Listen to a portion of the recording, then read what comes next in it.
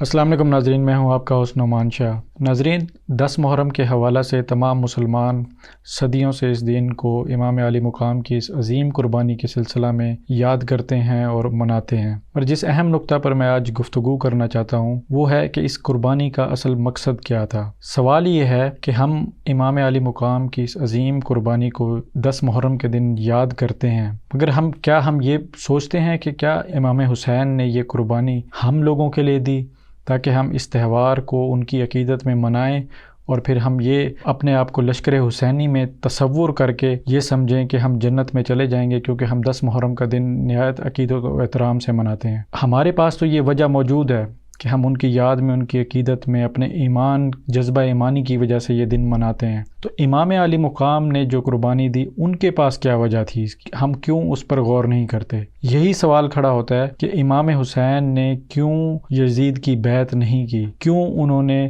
اپنی بیعت لینے کو ترجیح دی، کیوں انہوں نے حج کا اہم تہوار چھوڑ کر رخت سفر باندھا اور وہ کربلا کے مقام پر ان کی تمام اپنے اہل بیت کے ساتھ شہادت ہوئی۔ ہم یوں تو گفتار میں سب حسینی ہیں، اور 70-72 سال سے جب سے پاکستان بنا ہے، یزید کے کردار پر تو ہم لعنتیں بھیجتے ہیں اور اس کو اپنے ایمان کا جزو سمجھتے ہیں اور اپنے آپ کو تصور کر لیتے ہیں کہ ہم امام حسین کے لشکر میں شامل ہیں۔ تو کیا وجہ ہے کہ جب ہم عملی طور پہ پاکستان یا اسلام کے مقدر یا اسلام کی حاکمیت کی بات کرتے ہیں تو ہم یزید کا کردار کیوں بھول جاتے ہیں؟ کیا یزید کے کردار میں جو خامیاں اور خرابیاں تھیں جن کو امام عالی مقام نے نہ مانا اور بیعت کرنے سے انکار کر دیا، کیا وہ خامیاں اور برائیاں ہم ہر اس امیدوار میں دیکھتے ہیں جس کو ہم ووٹ دیتے ہیں؟ کیا ہم اسلام کے ووٹ کو اتنا ہلکا جانتے ہیں کہ ہم اپنی مسلکی عقیدت میں، اپنی برادری کی عقیدت میں، اپنی زبان کی عقیدت میں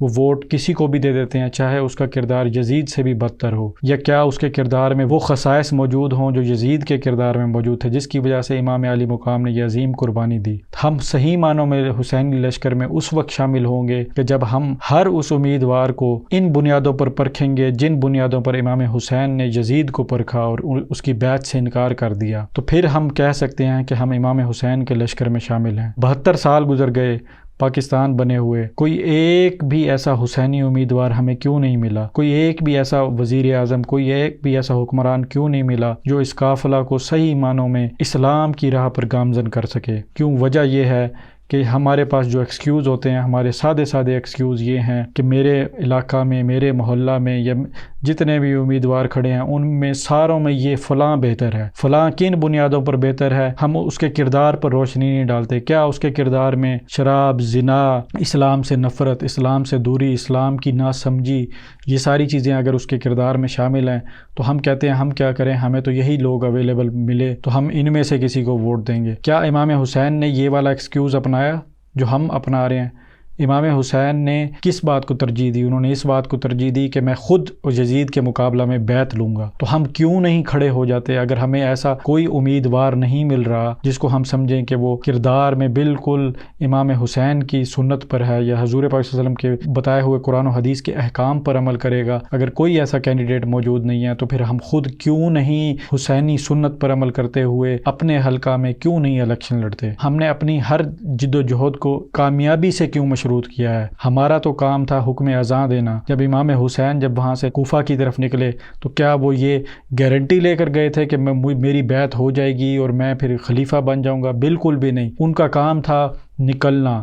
کامیابی ناکامی اللہ کے ذمہ ہوتی ہے، اور آج ہم سب نے دیکھ لیا کہ اس قربانی دینے کے باوجود امام حسین کی کامیابی گردانی جاتی ہے اور یزید کی شکست مانی جاتی ہے۔ یہی پیغام میں عوام کے ساتھ ساتھ علماء کرام کو بھی دینا چاہوں گا۔ جو علماء سیاست میں حصہ نہیں لیتے، جو علماء یہ سمجھتے ہیں کہ یہ نظام ٹھیک نہیں ہے، وہ یہ کہتے ہیں کہ جب نظام ٹھیک ہو جائے گا یا جب ایسے لوگ آ جائیں گے جو اسلام پسند ہوں گے تو پھر ہم ان کو ووٹ دیں گے، ہمارا کنارہ کشی کرنا زیادہ بہتر ہے۔ تو پھر میں یہی کہوں گا، تو پھر یہ ایکسکیوز یا یہ والی مسئلہ تو امام علی مقام کے پاس بھی تھی، مگر وہ انہوں نے پھر بھی سفر کیا اور انہوں نے اپنی ساری اہل بیت، اپنے خانوادہ رسول کو ان کی شہادت دینا پسند کیا۔ تقیہ کرنا یا مصلحت سے انہوں نے کام نہیں لیا، اور یہی پیغام میں اپنے ان حکمرانوں کو دوں گا جو یہ سمجھتے ہیں کہ ہم اتحاد اس لیے قائم نہیں کر سکتے کیونکہ ہر کسی کی اپنی اپنی مصلحتیں ہیں، ہر کسی کی اپنی اپنی مجبوریاں ہیں، تو پھر بات وہی آ جاتی ہے۔ تو پھر ہم کس طرح اپنے آپ کو سمجھتے ہیں کہ ہم حسینی قافلہ کے ممبر ہیں؟ میرے خیال سے جس وجہ سے امام علی مقام نے یزید کی بیعت لینے سے انکار کیا، ہم اس وجہ پر غور نہیں کرتے، اس وجہ کو اپنے عملی کردار میں نہیں اپناتے، بلکہ ہم اس کو ایز اے رسم کے طور پہ کہ امام علی مقام کی قربانی کے بعد ان کی شہادت ہو گئی اور اس 10 محرم کے دن کو ہم اس یاد میں صرف مناتے ہیں، یعنی ہم نے اسے ایک رسمی دن بنا لیا ہے۔ امام حسین نے یہ قربانی اس لیے تو نہیں دی تھی کہ ہم اس دن کو منا لیں ان کی یاد میں اور پھر ہم یہ کہیں کہ ہم امام حسین کے لشکر میں شامل ہیں تو لہٰذا ہم جنت میں پہنچ جائیں گے۔ ان کی قربانی کی جو اصل وجوہات تھیں وہ تو اسلام کو تخت میں لانے کی تھی، اسلام کی حاکمیت کے لیے تھی، دین کی حاکمیت کے لیے تھی، اور انہوں نے ایسے شخص کی بیعت کرنے سے انکار کر دیا جو بالکل کردار میں اسلام کے خلیفہ ہونے کے یا اسلام کے امیدوار ہونے کے بالکل موافق نہیں تھا۔ اصل وجوہات ہی یہی تھیں کہ ان کی بیعت نہ کرنے کی، اور خود سے بیعت لینے کی وجہ ہی یہی تھی۔ اگر ہمیں کوئی ایسا کینڈیڈیٹ نہیں ملتا یا ہمیں کوئی ایسا امیدوار نہیں ملتا، ہمیں وزیر اعظم نہیں ملتا، امام حسین کی سنت پر عمل کرتے ہوئے ہم خود کیوں نہیں عملی سیاست میں حصہ لیتے؟ ہم خود کیوں نہیں نظام کو تبدیل کرنے کے لیے آگے بڑھتے؟ ہم کب تک اس چیز کا انتظار کریں گے کہ کوئی حسین نکلے گا تو ہم اس کے قافلے میں شامل ہو جائیں گے؟ ہم کسی کو بھی یزید کے کردار پر نہیں پرکھتے، صرف اور صرف ہم نے اس دن کو ایک رسمی دن کے طور پہ منانے کی ہم نے ایک عادت سی ڈال لی ہے۔ ناظرین، میری آخر میں سب سے یہی گزارش ہے، عملی سیاست میں حصہ لیں، کیونکہ امام علی مقام نے سیاست میں عملی طور پہ یزید کی بیعت نہ صرف بیعت کرنے سے انکار کیا بلکہ اپنی بیعت لینے کا ارادہ کیا۔ یہ عملی کردار تھا ان کا اسلام کے لیے، دین کی بالادستی کے لیے، اسلام کو تخت پہ لانے کے لیے۔ جزاک اللہ۔